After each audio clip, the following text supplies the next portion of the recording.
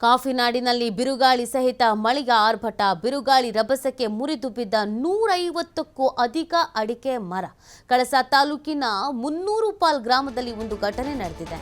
ನಿನ್ನೆ ಸಂಜೆ ಸುರಿದಂತ ಬಿರುಗಾಳಿ ಮಳೆ ಆರ್ಭಟಕ್ಕೆ ಭಾರಿ ಹಾನಿಯಾಗಿದೆ. ಮಲೆನಾಡು ಭಾಗದಲ್ಲಿ ಆತಂಕ ಸೃಷ್ಟಿಸಿದ ವರುಣನ ಆರ್ಭಟ. ಬಿರುಗಾಳಿ ಸಹಿತ ಮಳೆಗೆ 150ಕ್ಕೂ ಹೆಚ್ಚು ಮರಗಳ ಹಾನಿಯಾಗಿರೋದು. ಕಳಸ ತಾಲೂಕಿನ ಮುನ್ನೂರುಪಾಲ್ ಗ್ರಾಮದಲ್ಲಿ ಒಂದು ಘಟನೆ ನಡೆದಿದೆ. ನಿನ್ನೆ ಸಂಜೆ ಸುರಿದಂಥ ಬಿರುಗಾಳಿ ಸಹಿತ ಮಳೆಯ ಆರ್ಭಟಕ್ಕೆ ಇಷ್ಟರ ಮಟ್ಟಿಗೆ ಹಾನಿಯಾಗಿದೆ ಅನ್ನೋದು ಮಾಹಿತಿ ಸಿಗ್ತಾ ಇದೆ. ಮಲೆನಾಡು ಭಾಗದಲ್ಲಿ ಆತಂಕ ಸೃಷ್ಟಿಸ್ತಾ ಇದೆ ವರುಣನ ಆರ್ಭಟ. ಅಕಾಲಿಕ ಮಳೆಯಿಂದ ಸಾಕಷ್ಟು ಸಮಸ್ಯೆಯನ್ನು ಕೆಲವು ಭಾಗಗಳಲ್ಲಿ ಎದುರಿಸಬೇಕಾಗಿದೆ. ಅದರಲ್ಲೂ ಕಾಫಿನಾಡಿನಲ್ಲಿ ಬಿರುಗಾಳಿ ಸಹಿತ ಮಳೆಯ ಆರ್ಭಟ. 150ಕ್ಕೂ ಅಧಿಕ ಅಡಿಕೆ ಮರಗಳು ಇದೀಗ ಹಾನಿಗೆ ಒಳಗಾಗಿದೆ. ಇದರಿಂದ ಸಾಕಷ್ಟು ನಷ್ಟವನ್ನು ಅನುಭವಿಸ್ತಾ ಇದ್ದಾರೆ ರೈತರು. ನೀವು ದೃಶ್ಯದಲ್ಲಿ ಗಮನಿಸ್ತಾ ಇದ್ದೀರಾ ಎಷ್ಟು ಅಡಿಕೆ ತೋಟಗಳು ಮುರಿದು ಬಿದ್ದಿದೆ ಅಂತ. ಎಷ್ಟು ವರ್ಷಗಳ ಕಾಲ ಬೇಕಾಗಿರುತ್ತೆ ಇದನ್ನು ಸಾಕೋಕೆ, ಪೋಷಿಸೋಕೆ, ಫಲ ಕೊಡ್ತಾ ಇರುವಂಥ ಮರಗಳು. ಪಾಪ ಏನು ಮಾಡ್ತಾರೆ ಈ ಥರದೊಂದು ಪರಿಸ್ಥಿತಿ ನಿರ್ಮಾಣ ಆಗಿಬಿಟ್ರೆ. ಅಕಾಲಿಕ ಮಳೆ ಇದ್ದು ದಿಢೀರಂತ ಏಕಾಏಕಿಯಾಗಿ ಬಿರುಗಾಳಿ ಸಮೇತ ಮಳೆ ಬರ್ತಾ ಇರೋದ್ರಿಂದ ಸಾಕಷ್ಟು ಭಾಗಗಳಲ್ಲಿ ಇದೇ ಥರದೊಂದು ಪರಿಸ್ಥಿತಿ ನಿರ್ಮಾಣ ಆಗಿದೆ. ನೀವು ದೃಶ್ಯದಲ್ಲಿ ನೋಡಿದ್ರೆ ಗೊತ್ತಾಗುತ್ತೆ ಎಷ್ಟರ ಮಟ್ಟಿಗೆ ಆ ಗಾಳಿಯ ರಭಸ ಇದೆ ಅನ್ನೋದು. ಮರಗಳೆಲ್ಲ ಸೀಳಿ ಕೆಳಗಡೆ ಬಿದ್ದು ಹೋಗ್ತಾ ಇರೋದು.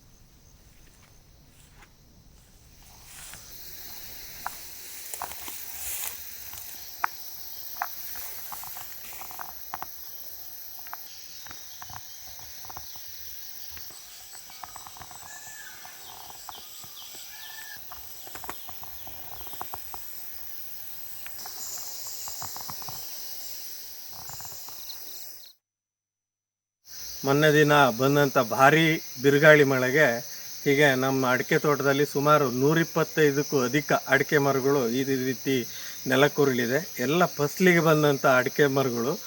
ಸುಮಾರು ಲಕ್ಷಾಂತರ ರೂಪಾಯಿ ನಮಗಿದರಿಂದ ನಷ್ಟ ಉಂಟಾಗಿದೆ. ಕಳೆದ ವರ್ಷ ಈ ಏಪ್ರಿಲ್ ತಿಂಗಳಲ್ಲಿ ಕೇವಲ 5 ಸೆಂಟಿಮೀಟ್ರು ಮಳೆ ಆಗಿತ್ತು. ಆದರೆ ಈ ವರ್ಷ 40ಕ್ಕೂ ಅಧಿಕ ಸೆಂಟಿಮೀಟ್ರು ಮಳೆ ಆಗಿರೋದ್ರಿಂದ ಬರೀ ಮಳೆ ಆದರೆ ಅಂಥ ಸಮಸ್ಯೆ ಆಗ್ತಿರಲಿಲ್ಲ. ಮಳೆ ಜೊತೆಗೆ ವಿಪರೀತ ಬಿರುಗಾಳಿ ಹಾಗೂ ಗುಡುಗು ಸಿಡಿಲಿನೊಂದಿಗೆ ಮಳೆ ಬರ್ತಾ ಇದೆ. ಎಲ್ಲೆಂದರಲ್ಲಿ ಮರಗಳಿಗೆ ಸಿಡಿಲು ಹೊಡೆದು ಮರಗಳು ಸಾಯ್ತಾ ಇದ್ದಾವೆ. ಒಂದು ಕಡೆ ಬಿರುಗಾಳಿಗೆ ಈ ಥರ ಮರಗಳು ನೆಲಕ್ಕುರುಳಿದೆ. ಕರೆಂಟ್ ಲೈನ್ಗಳು ನಮ್ಮೂರಲ್ಲಿ ಸಂಪೂರ್ಣ ನೆಲ ಕಚ್ಚಿದೆ. ಇದರಿಂದ ಎಲ್ಲ ರೀತಿಯಿಂದನೂ ನಮ್ಮ ರೈತರಿಗೆ ತುಂಬಲಾರದ ನಷ್ಟ ಆಗಿದೆ. ಮೊನ್ನೆ ದಿನ ಬಂದಂಥ ಭಾರಿ ಬಿರುಗಾಳಿ ಮಳೆಗೆ ಹೀಗೆ ನಮ್ಮ ಅಡಿಕೆ ತೋಟದಲ್ಲಿ ಸುಮಾರು 125ಕ್ಕೂ ಅಧಿಕ ಅಡಿಕೆ ಮರಗಳು ಈ ರೀತಿ ನೆಲಕ್ಕುರುಳಿದೆ. ಎಲ್ಲ ಫಸಲಿಗೆ ಬಂದಂಥ ಅಡಿಕೆ ಮರಗಳು. ಸುಮಾರು ಲಕ್ಷಾಂತರ ರೂಪಾಯಿ ನಮಗಿದರಿಂದ ನಷ್ಟ ಉಂಟಾಗಿದೆ. ಕಳೆದ ವರ್ಷ ಈ ಏಪ್ರಿಲ್ ತಿಂಗಳಲ್ಲಿ ಕೇವಲ 5 ಸೆಂಟಿಮೀಟ್ರು ಮಳೆ ಆಗಿತ್ತು. ಆದರೆ ಈ ವರ್ಷ 40ಕ್ಕೂ ಅಧಿಕ ಸೆಂಟಿಮೀಟ್ರು ಮಳೆ ಆಗಿರೋದ್ರಿಂದ ಬರೀ ಮಳೆ ಆದರೆ ಅಂಥ ಸಮಸ್ಯೆ ಆಗ್ತಿರಲಿಲ್ಲ.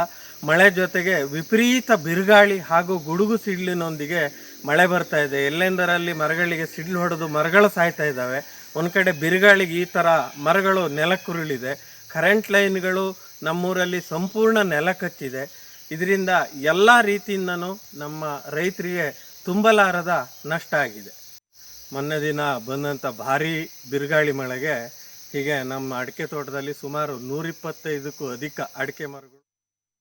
ಬೆಂಗಳೂರಿನಲ್ಲೂ ಕೂಡ ಮಳೆಯಿಂದ ಭಾರಿ ಅವಾಂತರ ಸೃಷ್ಟಿಯಾಗಿದೆ. ನಿನ್ನೆ ಸಂಜೆ ಸುರಿದಂಥ ಮಳೆಗೆ ನೆಲಕ್ಕುರುಳಿದ ಮರ.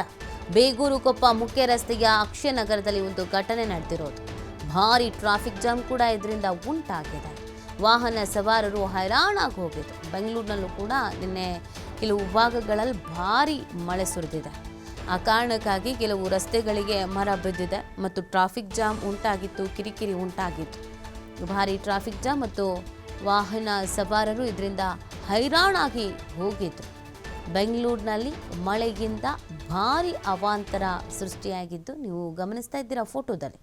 ಇದು ಬೆಂಗಳೂರಿನಲ್ಲಿ ಗಾಳಿ ಸಮೇತ ಮಳೆಗೆ ಮರ ಬಿದ್ದಿರೋದು. ಇದನ್ನು ತೆರವು ಮಾಡೋ ತನಕ ವಾಹನ ಸವಾರರು ಪರದಾಡಬೇಕಾದಂಥ ಪರಿಸ್ಥಿತಿ ನಿರ್ಮಾಣ ಆಗಿತ್ತು. ಇದು ಬೇಗೂರು ಕೊಪ್ಪ ಮುಖ್ಯ ರಸ್ತೆಯ ಅಕ್ಷಯನಗರದಲ್ಲಿ ನಿನ್ನೆ ಆದಂಥ ಫೋಟೋಗಳನ್ನು ನೀವು ಗಮನಿಸ್ತಾ ಇದ್ದೀರಿ. ನಿನ್ನೆ ಬೆಂಗಳೂರಿನ ಕೆಲವು ಭಾಗಗಳಲ್ಲೂ ಕೂಡ ಮಳೆ ಸುರಿದಿತ್ತು.